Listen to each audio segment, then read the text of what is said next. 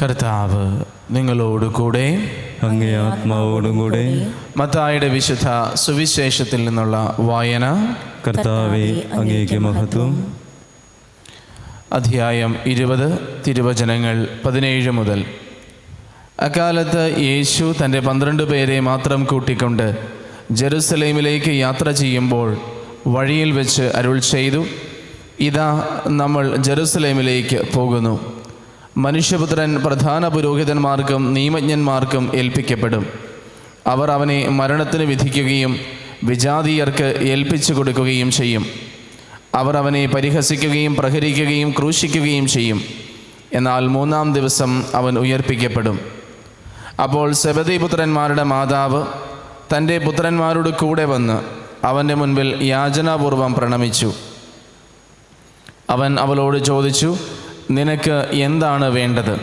അവൾ പറഞ്ഞു, നിന്റെ രാജ്യത്തിൽ എൻ്റെ ഈ 2 പുത്രന്മാരിൽ ഒരുവൻ നിന്റെ വലത്ത് വശത്തും അവരൻ ഇടത്ത് വശത്തും ഇരിക്കുന്നതിന് കൽപ്പിക്കണമേ.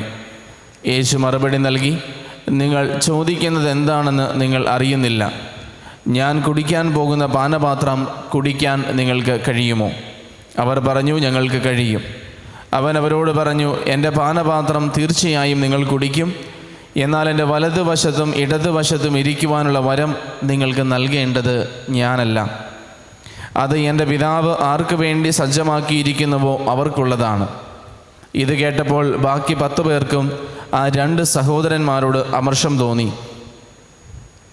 എന്നാൽ യേശു അവരെ അടുത്ത് വിളിച്ച് ഇപ്രകാരം പറഞ്ഞു, വിജാതീയരുടെ ഭരണകർത്താക്കൾ അവരുടെ മേൽ യജമാനത്വം പുലർത്തുന്നുവെന്നും അവരുടെ പ്രമാണികൾ അവരുടെ മേൽ അധികാരം പ്രയോഗിക്കുന്നുവെന്നും നിങ്ങൾക്ക് അറിയാമല്ലോ. എന്നാൽ നിങ്ങളുടെ ഇടയിൽ അങ്ങനെയാകരുത്. നിങ്ങളിൽ വലിയവനാകാൻ ആഗ്രഹിക്കുന്നവൻ നിങ്ങളുടെ ശുശ്രൂഷകനും നിങ്ങളിൽ ഒന്നാമനാകാൻ ആഗ്രഹിക്കുന്നവൻ നിങ്ങളുടെ ദാസനുമായിരിക്കണം. ശുശ്രൂഷിക്കപ്പെടാനല്ല, ശുശ്രൂഷിക്കുവാനും അനേകരുടെ മോചനദ്രവ്യമായി സ്വജീവൻ കൊടുക്കുവാനും മനുഷ്യപുത്രൻ വന്നിരിക്കുന്നത് പോലെ തന്നെ. കർത്താവിൻ്റെ സുവിശേഷം. ക്രിസ്തുവേ, അങ്ങേക്ക് സ്തുതി. ഈശോയിൽ ഏറെ സ്നേഹം നിറഞ്ഞവരെ, ആധുനിക സംസ്കാരത്തിൻ്റെ ഭാഗമായി ഒരുപക്ഷെ നിങ്ങൾ കേട്ടിരിക്കാൻ സാധ്യതയുള്ള ഒരു പദമാണ് ക്യാൻസൽ കൾച്ചർ. ക്യാൻസൽ കൾച്ചർ അതായത് ഒരു വ്യക്തിയുടെ വാക്കുകളോ പ്രവൃത്തികളോ എൻ്റെ താല്പര്യങ്ങളോട് ചേർന്ന് നിൽക്കുന്നില്ലെങ്കിൽ ഒരുപക്ഷെ എന്നെ വിമർശിക്കുന്ന ഒരു വ്യക്തിയായിരിക്കാം, എന്നെ തിരുത്തുന്ന ഒരു വ്യക്തിയായിരിക്കാം, അതല്ലെങ്കിൽ ഒരു വ്യക്തിയുടെ നിലപാടുകൾ എൻ്റെ നിലപാടുകളോട് ചേർന്ന് പോകുന്നില്ലെങ്കിൽ ആ ഒരു വ്യക്തിയെ, ആ ഒരു പ്രസ്ഥാനത്തെ വാക്കുകൾ കൊണ്ടും സാമൂഹികമായി മുഴുവൻ ഒറ്റപ്പെടുത്തുകയും ഇല്ലാതാക്കുകയും ചെയ്യുന്ന ഒരു സംസ്കാര പ്രവണതയാണ്. അത് ഒരുപക്ഷെ ഏറ്റവും അധികമായിട്ട് കാണപ്പെടുന്നത് കഴിഞ്ഞ ഒരു 10-20 വർഷത്തിനുള്ളിൽ ഭയങ്കരമായിട്ടും വളർന്നു വന്ന ഒരു പ്രവണതയാണ്. ക്യാൻസൽ ചെയ്ത് കളയുക. എനിക്കിഷ്ടമില്ലാത്തത് സംസാരിച്ച ആളെ ഞാൻ ക്യാൻസൽ ചെയ്ത് കളയും. ആ വ്യക്തി ഇല്ല എന്നുള്ള രീതിയിലേക്ക് കൊണ്ടുവരും, പ്രത്യേകിച്ചും സമൂഹത്തിൽ, മാധ്യമങ്ങളിലൊക്കെ. ഈശോയിൽ പ്രിയമുള്ളവരെ, ഇന്നത്തെ ആദ്യ വായനയിൽ ജെറമിയ കടന്നു പോകുന്ന ഒരവസ്ഥയും ഇതിന് സമാനമായ ഒരു കാര്യമാണ്. ജെറമിയ പ്രവാചകൻ എപ്പോഴും അറിയപ്പെടുന്നത് വിലപിക്കുന്ന ഒരു പ്രവാചകനായിട്ടാണ്, ദ വീപ്പിംഗ് പ്രോഫറ്റ്. കാരണം പച്ചയായ ഒരു മനുഷ്യത്വത്തിൽ താൻ ദൈവത്തിന് വേണ്ടി നിലകൊണ്ടിട്ടും താൻ കടന്നു പോകുന്ന പീഡനങ്ങളെക്കുറിച്ച്, താൻ അനുഭവിക്കുന്ന സഹനങ്ങളെക്കുറിച്ച്, ജനങ്ങളുടെ കയ്യിൽ നിന്നും താൻ നേരിടുന്ന പ്രതികരണങ്ങളെക്കുറിച്ച് ദൈവസന്നിധിയിൽ കരയുന്ന ഒരു പ്രവാചകനെ ജെറമിയായിൽ നമുക്ക് കാണാം. മരിച്ചുപോയാൽ മതിയായിരുന്നു, ഞാൻ എന്തിനിതൊക്കെ ചെയ്യേണ്ടി വന്നു, ദൈവമേ നീ എന്നെ പറഞ്ഞു പറ്റിച്ചു എന്ന് വരെ ദൈവസന്നിധിയിൽ നിന്ന് വിലപിക്കുന്ന ഒരു പ്രവാചകനാണ് ജെറമിയ പ്രവാചകൻ. എന്തുകൊണ്ടാണ് പ്രിയമുള്ളവരെ ജെറമിയ ദൈവജനത്തിന് ഇഷ്ടമില്ലാത്ത കാര്യങ്ങൾ അവരോട് പറഞ്ഞു? ഇത് വെറുതെ തോന്നലിൽ നിന്ന് പറഞ്ഞതല്ല, ദൈവം പറഞ്ഞ കാര്യങ്ങളാണ്. ഇസ്രായേൽ ജനത്തോട് പറയുക, യൂദയ വംശത്തോട് പറയുക, ഞാൻ നിങ്ങൾക്കെതിരെ വലിയൊരു അനർത്ഥം കൊണ്ടുവരാൻ പോകുന്നു. കാരണം നിങ്ങൾ ദൈവത്തോട് ചേർന്ന് നിൽക്കുകയോ കൽപ്പനകൾ പാലിക്കുകയോ വിശുദ്ധിയിൽ ജീവിക്കുകയോ ചെയ്തില്ല. അതുകൊണ്ട് അവരോട് പറയുക, അവർക്ക് വലിയൊരു അനർത്ഥം സംഭവിക്കാൻ പോകുന്നു. അവരുടനെ അനുദപിച്ചില്ലെങ്കിൽ അത്തരമൊരു അനർത്ഥത്തിലേക്ക് അവർ കടന്നു പോകും. പക്ഷെ ജെറമിയ പറയുന്നത് ആ ജനങ്ങൾക്ക് ഇഷ്ടപ്പെടുന്നില്ല. തങ്ങൾക്കിഷ്ടമുള്ള വചനങ്ങൾ, തങ്ങൾക്കിഷ്ടമുള്ള സന്ദേശങ്ങൾ, തങ്ങൾ താല്പര്യപ്പെടുന്ന ദൈവിക സന്ദേശങ്ങൾ മാത്രം തങ്ങൾക്ക് മതി എന്നുള്ളൊരവസ്ഥയിലേക്ക് ജനങ്ങൾ പോവുകയാണ്. അതുകൊണ്ട് ഇന്നത്തെ വചനം തുടങ്ങുന്നത് എങ്ങനെയാണ്? ജനങ്ങൾ ജെറമിയായ്ക്കെതിരെ ഗൂഢാലോചന നടത്തുകയാണ്. വരുവിൻ, നമുക്ക് ജെറമിയായ്ക്കെതിരെ ഗൂഢാലോചന നടത്താം, നാവ് കൊണ്ട് നമുക്ക് അവനെ തകർക്കാം. ഈശോയിൽ സ്നേഹം നിറഞ്ഞവരെ, ഈ ഒരു ജനങ്ങളുടെ സ്ഥാനത്ത് നിന്ന് നമുക്കും ചിന്തിക്കാം. ഞാനും പലപ്പോഴും ആഗ്രഹിക്കുന്നതും സ്വീകരിക്കുന്നതും എനിക്ക് ഇഷ്ടമുള്ള സന്ദേശങ്ങൾ മാത്രമാണോ? പലപ്പോഴും നമ്മൾ ആഗ്രഹിക്കുന്നതാ എപ്പോഴും സമൃദ്ധിയെക്കുറിച്ച്, എപ്പോഴും കരുതലിനെക്കുറിച്ച്, എപ്പോഴും സ്നേഹത്തെക്കുറിച്ച് മാത്രം എനിക്ക് കേട്ടാൽ മതി. ഞാൻ എന്തു ചെയ്താലും എന്നെ സപ്പോർട്ട് ചെയ്യുന്ന ഒരു ദൈവത്തെക്കുറിച്ചും, ഞാൻ ഏതൊരു ജീവിതാവസ്ഥയിലൂടെ കടന്നു പോയാലും എന്നെ സന്തോഷിപ്പിക്കുന്ന, എന്നെ സുഖിപ്പിക്കുന്ന ദൈവിക സന്ദേശങ്ങൾ മാത്രം മതി എന്ന് പറയുന്ന ഒരു പ്രവണതയിലേക്ക് ചിലപ്പോൾ നമ്മുടെ ആത്മീയത പോകാറുണ്ട്. ചിലപ്പോൾ പറയും ജനങ്ങൾ, അതല്ലെങ്കിൽ നമ്മളെല്ലാവരും ബേസിക്കലി വചനം കേൾക്കുന്നത് കയ്യിൽ കത്രികയും പിടിച്ചുകൊണ്ടാണ്. എന്തിനാണ്? ഇഷ്ടമില്ലാത്ത ഭാഗങ്ങൾ കട്ട് ചെയ്ത് കളഞ്ഞിട്ടേ ഞാനത് കേൾക്കുകയുള്ളൂ. എനിക്ക് താല്പര്യമില്ലാത്ത ചില ഭാഗങ്ങൾ, ഒരു പക്ഷേ സുവിശേഷ ഭാഗ്യങ്ങളിൽ, അതല്ലെങ്കിൽ മലയിലെ പ്രസംഗത്തിൽ കുറേ കട്ടിയായ ഭാഗങ്ങളുണ്ട്. അതിനു നേരെ മനഃപൂർവ്വം കണ്ണടയ്ക്കുന്നൊരു പ്രവണത നമുക്ക് കാണാം. ഈശോയിൽ സ്നേഹമുള്ളവരെ, കർത്താവിനോട് ചേർന്ന് നിന്ന് ജീവിക്കുമ്പോൾ അവിടുത്തെ കാരുണ്യത്തോടൊപ്പം ക്രോധവും കർത്താവിലുണ്ട്. അവിടുന്ന് ന്യായാധിപനാണെന്നും എൻ്റെ തെറ്റുകൾക്ക് നേരെ കണ്ണടച്ചു വിടുന്ന ഒരു പ്രവണതയല്ല ദൈവത്തിനുള്ളതെന്നും നമ്മൾ മനസ്സിലാക്കണമെന്ന് വചനം ആഗ്രഹിക്കുന്നുണ്ട്. പക്ഷേ എനിക്ക് താല്പര്യമുള്ളത് മാത്രം കേൾക്കാനുള്ള ഒരു പ്രവണതയിൽ നിന്ന് നമുക്ക് മാറി, ദൈവം എന്നോട് എന്തു പറഞ്ഞാലും ഞാനത് ഹൃദയം തുറന്ന് ശ്രവിക്കുകയും ഞാൻ തിരുത്തുവാനാണ് ദൈവം ആഗ്രഹിക്കുന്നതെങ്കിൽ എൻ്റെ ജീവിതത്തിൽ തിരുത്തലുകൾ കൊണ്ടുവരാനും ഞാൻ പരിശ്രമിക്കുകയും ചെയ്യുവാൻ ഈ ഒരു നോമ്പ് കാലത്ത് കർത്താവ് ആഗ്രഹിക്കുക. ഇനി കർത്താവ് എന്നെ എങ്ങനെയാണ് തിരുത്തുന്നത്? കർത്താവ് എന്നെ തിരുത്തുന്നത് ഒന്നാമതായിട്ട് വചനത്തിലൂടെയാണ്. ദൈവവചനത്തിലൂടെ, ദൈവവചന പ്രഘോഷണത്തിലൂടെ, അതല്ലെങ്കിൽ ദൈവം എന്നെ തിരുത്തുവാൻ ഏൽപ്പിച്ച ആളുകളുണ്ട്.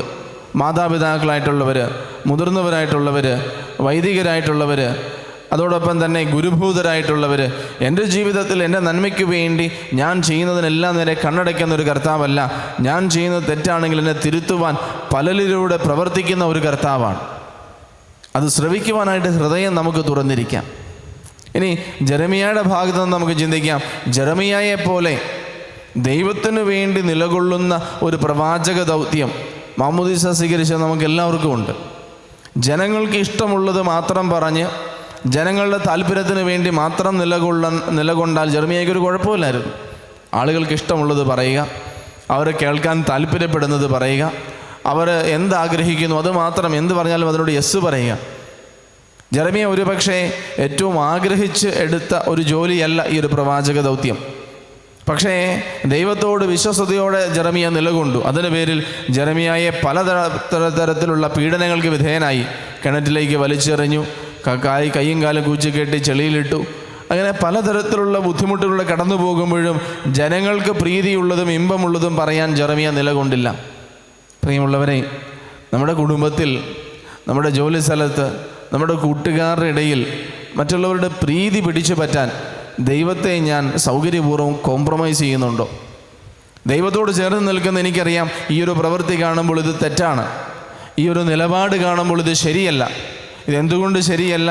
ഇത് ദൈവം ആഗ്രഹിക്കുന്നില്ല, ഇത് വചനത്തിനെതിരാണ്, ഇത് പ്രമാണങ്ങൾക്കെതിരാണ്, ഇത് തിരുസഭയ്ക്കെതിരാണ് എന്ന് പറഞ്ഞുകൊണ്ട് അതിനെ തിരുത്തുവാനോ അല്ലെങ്കിൽ ശബ്ദിക്കുവാനോ പലപ്പോഴും നമ്മൾ തയ്യാറാകാത്തതിൻ്റെ കാരണം മറ്റുള്ളവർ എന്നെക്കുറിച്ച് എന്ത് വിചാരിക്കും, എനിക്കുള്ള ജനസമ്മതി നഷ്ടപ്പെടും, മറ്റുള്ളവർ എന്നെക്കുറിച്ച് പറയുന്ന നല്ല കാര്യങ്ങൾ നഷ്ടപ്പെടും. എപ്പോഴും മറ്റുള്ളവരുടെ പുസ്തകത്തിൽ ഒരു നല്ല കുട്ടിയായിട്ട് ജീവിക്കുവാൻ പലപ്പോഴും നമ്മളെല്ലാം താല്പര്യപ്പെടുക. അതുകൊണ്ട് വചനം പറയുകയാണ്, ജെറമിയയുടെ ജീവിതം അതാ കാണിച്ചു തരുന്നത്. നല്ലത് പറഞ്ഞാൽ, ദൈവികമായ കാര്യങ്ങൾ സംസാരിച്ചാൽ, പ്രവാചക ദൗത്യത്തോടെ സംസാരിച്ചാൽ ഒരു പക്ഷേ നമ്മൾക്കെല്ലാവർക്കും ചെണ്ടും മല്ലി ഹാരമൊന്നും കിട്ടത്തില്ല. പക്ഷേ പലതരത്തിലുള്ള ബുദ്ധിമുട്ടുകളും സങ്കടങ്ങളൊക്കെ ഉണ്ടാകും. അപ്പോഴും നീ ദൈവത്തോട് ചേർന്ന് നിൽക്കുമോ എന്നുള്ളതാണ് ഒരു വിശ്വാസിയെ സംബന്ധിച്ച് നമ്മുടെ മുന്നിലുള്ള ചോദ്യം. ദൈവത്തോട് ചേർന്ന് നിൽക്കാൻ പ്രിയമുള്ളവരെ നമുക്ക് സാധിക്കട്ടെ. സ്ഥാനമാനങ്ങളോ പ്രശസ്തിയോ പേരോ പെരുമയോ ഒന്നുമല്ല എൻ്റെ മുൻപിലുള്ള ഏറ്റവും വലിയ കാര്യം. ഇതിനേക്കാളൊക്കെ വലുതായ വലിയവനായ ദൈവത്തോട് ചേർന്ന് നിൽക്കാൻ നമുക്ക് സാധിക്കട്ടെ. ഇന്നത്തെ സുവിശേഷ ഭാഗത്തിൽ തൻ്റെ മക്കൾക്ക് വേണ്ടി ഏതറ്റം വരെയും പോകാൻ മടി കാണിക്കാത്ത ഒരമ്മയെ നമ്മൾക്ക് കാണാം. സെബദി പുത്രന്മാരുടെ അമ്മ ഈശോയുടെ അടുത്ത് നിന്ന് ചോദിക്കുകയാണ്, എൻ്റെ ഈ 2 പുത്രന്മാരെ കൂടി നീ ഒന്ന് ഓർത്തേക്കണം, നിൻ്റെ രാജ്യത്തിൽ വരുമ്പോൾ ഏറ്റവും ബെസ്റ്റ് സ്ഥാനത്ത് അവരിരുത്തണം.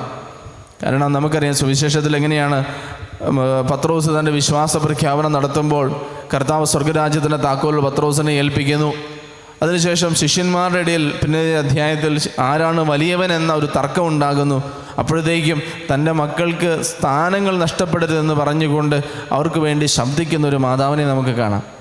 ഒരുപക്ഷെ എല്ലാ അമ്മമാരും അപ്പന്മാരുമൊക്കെ ഈ ഒരു നിലപാട് ഇന്നത്തെ കാലത്ത് എടുക്കുന്നവരായിരിക്കാം.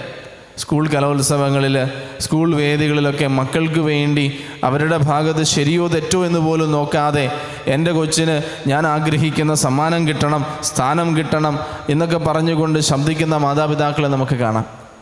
പ്രിയമുള്ളവരെ, ഈശോ പറയുന്നൊരു കാര്യം എന്താണ്? യഥാർത്ഥത്തിൽ ക്രൈസ്തവ ജീവിതത്തിൽ ഉയർന്ന സ്ഥാനവും നേതൃത്വവുമെല്ലാം എന്തിനാണ്? ശുശ്രൂഷ ചെയ്യുവാനാണ്. നിനക്ക് ഏൽപ്പിക്കപ്പെട്ടിരിക്കുന്ന ഉത്തരവാദിത്തം ശുശ്രൂഷ ചെയ്യുവാനാണ്. ഓരോ ക്രൈസ്തവ വിളിയും, ജെറമിയായ്ക്ക് ലഭിച്ച വിളിയായിക്കൊള്ളട്ടെ, പ്രവാചകന്മാർക്ക് ലഭിച്ച വിളിയായിക്കൊള്ളട്ടെ, പരിശുദ്ധ കന്യകാമറിയത്തിന് ലഭിച്ച വിളിയായിക്കൊള്ളട്ടെ, യൗസേപ്പ് പിതാവിന് ലഭിച്ച വിളിയായിക്കൊള്ളട്ടെ, ഈശോയ്ക്ക് നൽകിക്കുന്ന ദൗത്യമായിക്കൊള്ളട്ടെ, എല്ലാം ശുശ്രൂഷയ്ക്ക് വേണ്ടിയിട്ടാണ്. ഓരോ കത്തോലിക്ക വിശ്വാസിയും വിളിക്കപ്പെടുന്നത് തന്നേക്കാൾ അധികമായിട്ട് തനിക്ക് നൽകപ്പെട്ടതിനെ ശുശ്രൂഷിക്കുവാനും പരിപാലിക്കുവാനുമാണ്. ഒരു അപ്പൻ തന്നേക്കാൾ അധികമായിട്ട് തൻ്റെ കുടുംബത്തെ സ്നേഹിക്കുവാനും സേവിക്കുവാനും വിളിക്കപ്പെടുന്നു. ഒരമ്മ തന്നേക്കാൾ അധികമായിട്ട് തൻ്റെ കുടുംബത്തെ ബിൽഡപ്പ് ചെയ്യുവാനും സ്നേഹത്തിൽ നിലനിർത്തുവാനും അവർ ഓരോരുത്തരുടെയും ആവശ്യങ്ങളോട് ആർദ്രതയോട് പെരുമാറാനും വിളിക്കപ്പെടുന്നു.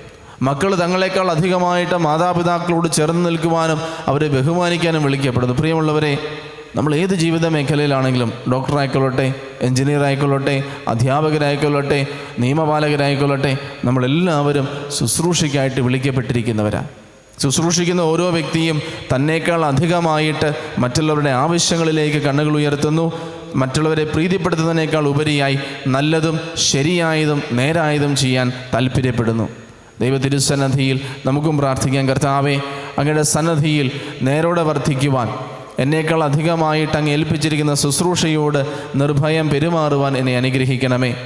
മറ്റുള്ളവരെ പ്രീതിപ്പെടുത്തുന്ന ഒരു വ്യക്തിയാകാതെ ദൈവത്തെ പ്രീതിപ്പെടുത്തുവാൻ എന്നെ ശക്തിപ്പെടുത്തണമേ. ദൈവം നമ്മെ എല്ലാവരെയും അനുഗ്രഹിക്കട്ടെ. ആമേൻ.